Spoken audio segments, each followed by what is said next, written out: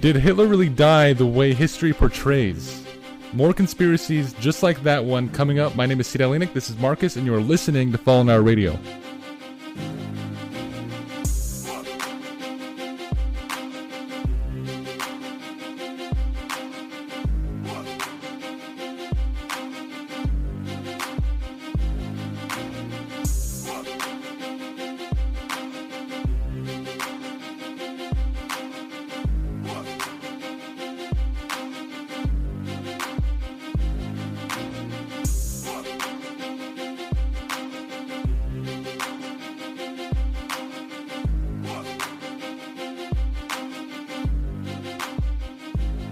Good morning, good afternoon, good evening, whatever time you're listening to the podcast, whatever platform it may be. My name is Sid Alinik, this is Marcus with the Beats, and you guys are listening to Fallen Hour Radio. So, it's kind of strange to some of the viewers that you just spring out of nowhere, so let's get to know Marcus a little bit. I told him, I was like, just before the start, I'm going to take you on the journey. Marcus like, alright, he had no idea I was going to talk about his life. You're an idiot. Like talk about Hitler. Is he Hitler? So, tell us a little bit about you. Oh my god. How old you are and your birthday, Christmas. You're an idiot. How old are you? Get back on the topic. How old are you, Get Marcus? back on the subject. Marcus is approaching 40, by the way. Old. 37. I'm not 37. I'm not 37. I'm 31. There you go. See, Yeah, you just gotta pry for those answers. Well, what do you like to do on your free time? I have no free time. If I'm not working, I'm doing this. This is work. Yeah, that's what I mean. How dare you? This is my second job right here. So Marcus, if you guys don't know, is actually my brother, very much older brother, by 10 years. Just kidding, it's like 7 years, 6 years. I don't know. I don't pay attention. I don't pay attention to you.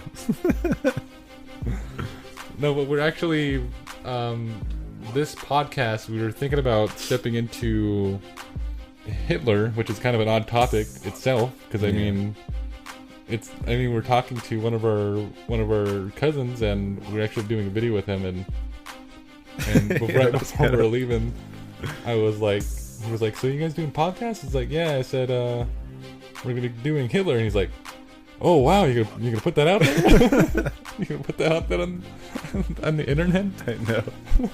It's like, you're paying homage to who? We are not paying homage to Hitler. We're actually covering a popular conspiracy theory out there that maybe Hitler didn't die the way history portrays. I mean, there's conspiracies out there that say that he had a body double, which I believe he did. I mean, every powerful dictator did. Every president has a body double. A lot of celebrities have body doubles, so why wouldn't Hitler have a body double? I mean, and especially, like, would he have started that trend off into power to have body doubles? I don't know. Maybe that was that happened before him. I bet it did, but I don't know. It's just kind of weird. I mean, now I know what I was gonna say a little later, but yeah, just keep going. I'll bring it up in a bit. So there was one popular conspiracy theory out there, and the weird thing was that we just uncovered was that Hitler was married, but a mere under 40 hours before his death, or his supposed death, and it was a suicide by a gun. He shot himself in the head, supposedly.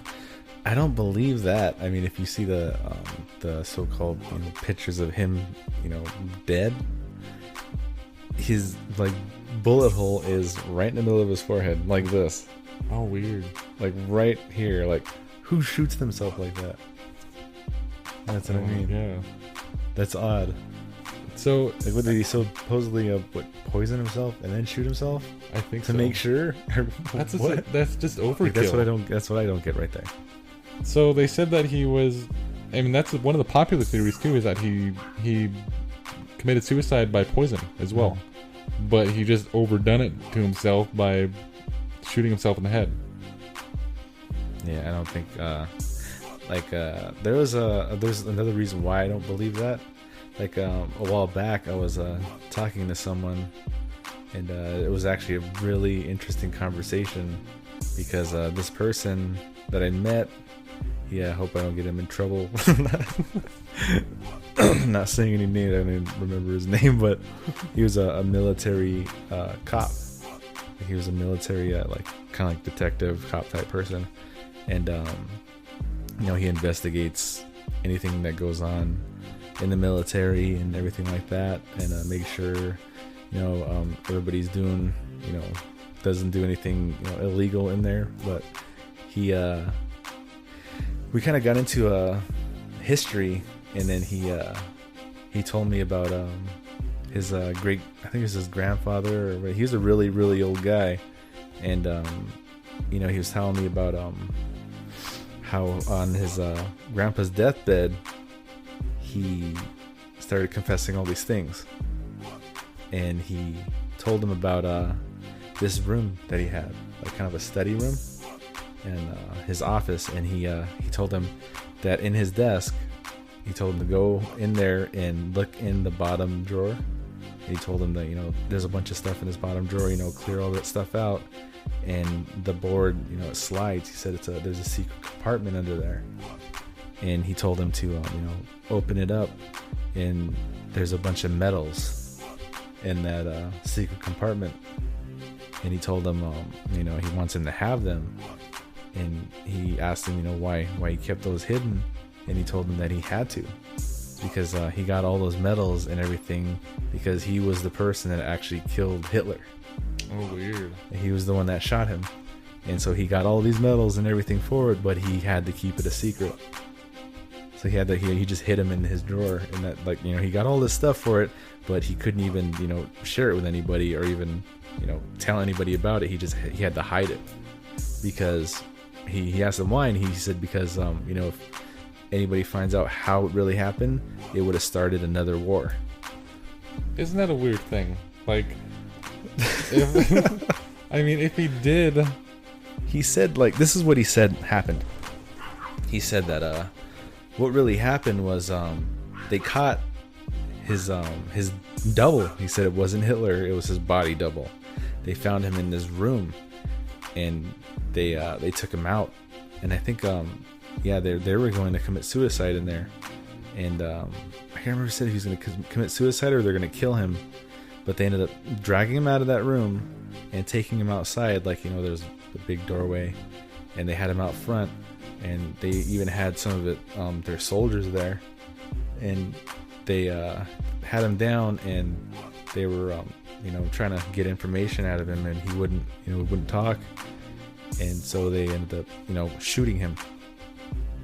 Shooting his body double, killing him, and then after that, they started hearing rumors about these secret tunnels in his base, and they think that that's how he got out. He escaped through these secret tunnels, and made his way to, I think, Antarctica.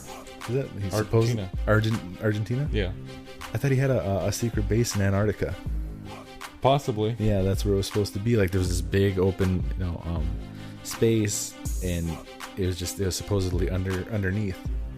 And I remember after I had this conversation with that guy, a few years later, I ended up seeing a documentary about this, where they think that's how it happened.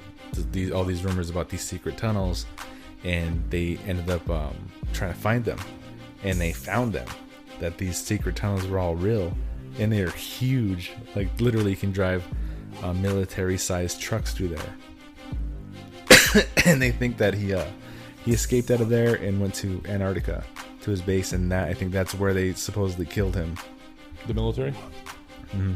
That's kind of strange, because I just recently watched an interview, and this lady talks to a lot of people who are CIA operatives, and she literally knows these people. Mm-hmm.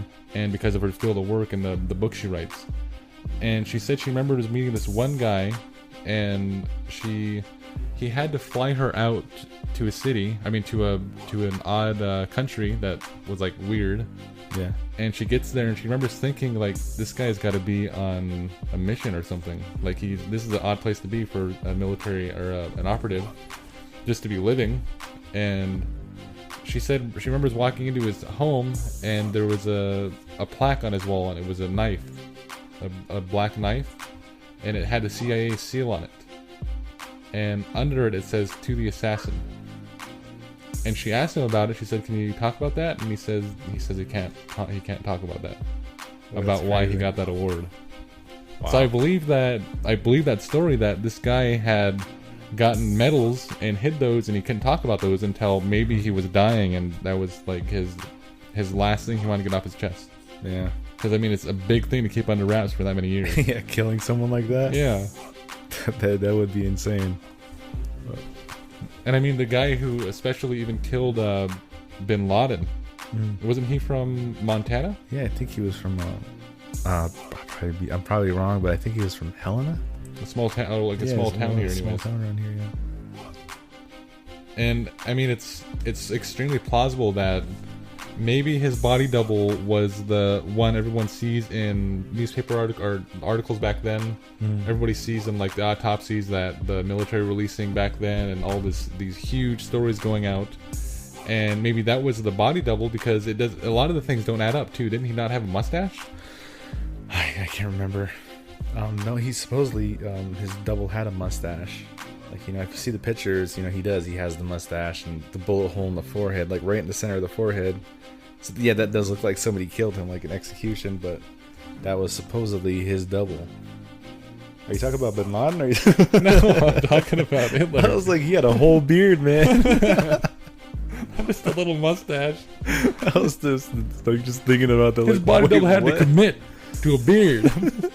Bin Laden, you just told me this, man. Bin Laden was huge. He Yeah, was he's a tall pretty tall. dude. He's a pretty big guy. How man, tall but- was he again? I don't know. He's like 6'7" or something like that. he's something like that. Yeah, This guy was a monster. He's freaking tall. he's a giant. And Hitler, I'm pretty sure, was a short dude. He seems Yeah, like I a short think he dude. was. I A think he was short little tiny. angry man. Little angry man. Short man syndrome. I mean, there's especially one conspiracy that I want to get into. And Little that's man syndrome is that? There's one conspiracy I want to get into. I'm just going to tease it, and I mean, we're going to dig into it, because, I mean, I got this paper in high school. So this is the first time I heard about it. So I go to study hall, and I get there, and my friends are all into all this stuff, and there's this paper going around the school. And only one person was able to print it out, and this kid is passing it around school. And it was odd, because nobody was studying about Hitler in school. Nobody was studying about World War II, oddly. It was pretty good high school.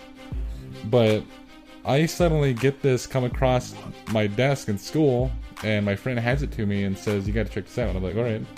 I open it up, and it's all about the Spear of Destiny. Oh yeah, that's right. And it was papers beyond papers of all these facts leading up to how Hitler apparently got a hold of the spear that pierced Jesus' side at the crucifixion. Yeah. And this was a real object. I mean, this was in Europe, and a museum or something like that had it in their possession.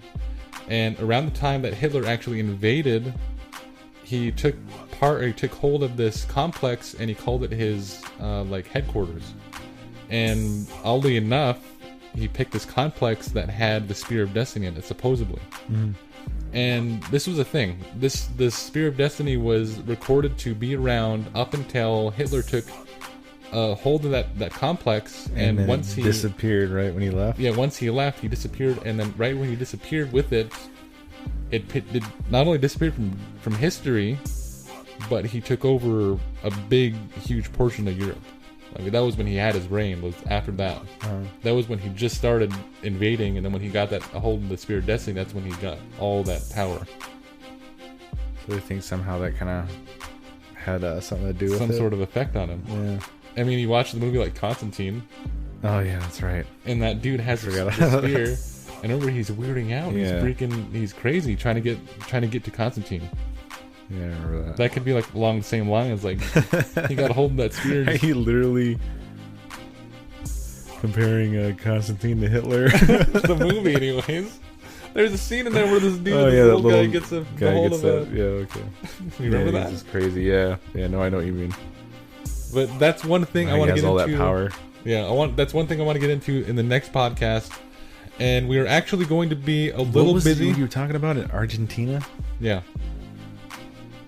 The whole thing with Oh, it's one. yeah. That's another thing I want to get into. Is there is a place in Argentina, and the odd thing about Argentina is, I mean, it's mass. It's just a bunch of natives there, and there's supposedly a place in Argentina that's nothing but Germans. Mm. And this was speculatory. This was a speculation that maybe that Nazi Germans, like war generals, escaped on a ship when Hitler was having his fall, apparently, and they took off to Argentina. And there was actually reported sightings of them getting off of the ship in Argentina, and there were generals getting off. And there's eyewitness sightings of natives there, seeing these generals get off with these swastikas on their clothing. And if you go there now, this is where they think Hitler maybe took off to, and maybe even possibly lived out his life. Like a whole other Conspiracy. yeah. But the odd thing about this was, if you go there now, I watched this interview, and this guy was talking about going there, and he says the further you get into the space of where these supposed Germans are, the more German it gets. I mean, even the natives in Argentina are speaking German. Yeah, that's crazy. And they numbered it, and he said there has to be just over 200,000 Germans there today. Wow. I mean, how is that Just possible? in the middle of all of that. Hmm. And he says if you go there and you get into that town, it's nothing but like World War II era coffee shops and restaurants, and everyone's like stuck in that time, and everyone's hugely like proud of the fact that they are German. But not only that, they're proud of the fact that they're living in like basically the World War II era. And they say if you go there, these people will show you pictures of the generals that were their grandfathers, and they're portrayed as heroes. Wow. Like in their mind, they're the heroes. Yeah, Oh, that's crazy. and that's how they portray them. So you think we should get that in the next So they end podcast? up surrounding themselves by natives. Yeah, That's crazy. and that's like a perfect place to hide, I guess, for Nazi Germans. You think they would like hated like, Yeah. people like that, or being around them, or that's crazy. So do you think we should get into that next podcast? Yeah, we should do a little more research on that. And So we're actually like, launching. once again, we kind of winged this one. You can tell in the front. It's always the first one. Take you on a journey, Marcus. So we actually have a new series coming out, and this is where I'm going to talk to you guys a little bit about it here. We're going to get, if you guys don't know what this is, there's an epidemic, and this is actually a real thing, and it's a real big pressing subject, and I think that we all need to get behind. It's called Missing and Murdered Indigenous Women. Missing and murdered Indigenous women, missing and murdered Indigenous people. Because it's not just Missing and murdered Indigenous women and girls. Yeah. And this is something we're going to get behind, and we're actually going to be launching a major series about the subject. We're doing interviews. We're possibly even talking to people who have authority, who can actually help us along these lines. We're going to be speaking with artists. We're going to be recording a song with Jonah Morissette, and possibly another artist to be announced. And the series is going to be just something that's going to be something you guys want to follow, and we're going to especially release this on the podcast, and it's going to be every Tuesday once we get it started. We're not sure when it's going to launch yet, because we're still getting the details worked out, but it's going to be live on this podcast, and I really hope to get you guys to listen. Okay. It's something that I think that a lot of my listeners out there would, I think, need to follow. I think we're especially really passionate about it, and it's going to be one of those things that just really hit home. I mean, we put out a promo for this, and it went wild. Yeah, just not even one day it had a huge response. Everyone's sharing it, and Everybody's sharing it. Everybody's kind of wanting to help. People just thanking us for kind of doing this documentary series or docu-series about it, yeah. and kind of helping spread the awareness of this whole thing, and showing people how real it really is. So if you guys are interested in watching this, we're actually going to be releasing a video on this, and you guys are going to want to see this. It's going to be a submersive video. And we're going to make sure we do it right and make sure that we really give those people a voice who are lost right now and who are missing. And if you guys want to hear it again, it's called Missing and Murdered Indigenous Women. Look it up on Google. And follow us on Facebook at Fallen Hour. That's facebook.com/Fallen Hour and facebook.com/Cedal Enoch. And you guys will be able to follow that series there. That being said, my name is Cedal Enoch. This is Marcus with the Beats. And you guys are listening to Fallen Hour Radio. See ya.